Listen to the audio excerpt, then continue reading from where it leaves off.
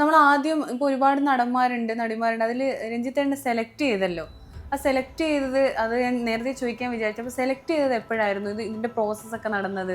അല്ല, ഇത് ആദ്യമായിട്ടല്ല എന്നെ സെലക്ട് ചെയ്യുന്നത്. എന്നെ 5ാമത്തെ സീസണിൽ സെലക്ട് ചെയ്യപ്പെട്ടതാണ്. ലാസ്റ്റ് മൊമെന്റിലാണ് ഞാൻ ഒഴിവാക്കപ്പെടുന്നത്. 6ാമത്തെ സീസണിലും വൈൽഡ് കാർഡിലും എന്നെ വിളിച്ചു. എൻ്റെ ഒരു പ്രോസസ്സൊക്കെ ഏകദേശം കംപ്ലീറ്റ് ആയതാണ്. അപ്പോഴും സംഭവിച്ചില്ല.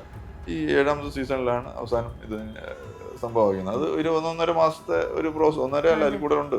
അപ്പൊ അന്ന് തൊട്ട്, അപ്പൊ അന്ന് 5ാമത്തെ സീസണിലൊക്കെ വിളിച്ചെന്ന് പറഞ്ഞല്ലോ, അപ്പൊ അന്ന് തൊട്ട് ഒരു തയ്യാറെടുപ്പുകൾ നടത്തിയിരുന്നു. അങ്ങനെ തയ്യാറെടുപ്പിൽ വന്ന എന്തെങ്കിലും ഒരു പാകപ്പിഴയാണോ ശരിക്കും പറഞ്ഞാൽ?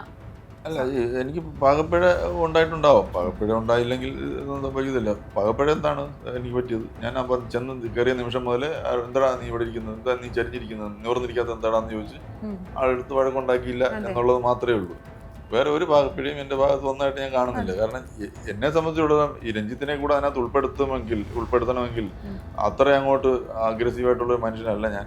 തെറ്റ് കണ്ടാൽ നമ്മൾ ഇടപെടുമെന്നുള്ളതല്ലാതെ മനഃപൂർവ്വം തെറ്റുണ്ടാക്കി പിന്നെ അതിനകത്ത് ഇടപെട്ട് അതിന് പരിഹാരം ഉണ്ടാക്കി എവിടെയെങ്കിലും ഇട്ട് ഒരു കുഞ്ഞിനെ ഒന്ന് നുള്ളിയിട്ട് പിന്നെ കരയുന്നതിനെ ആശ്വസിപ്പിച്ചിട്ട് പിന്നെ അവന് മിഠായി കൊടുത്തിട്ട് ഈ ഒരു പരിപാടിയിലേക്ക് പോകുന്നില്ല. കരഞ്ഞാൽ നമ്മൾ അതിനൊരു പരിഹാരം കാണാം.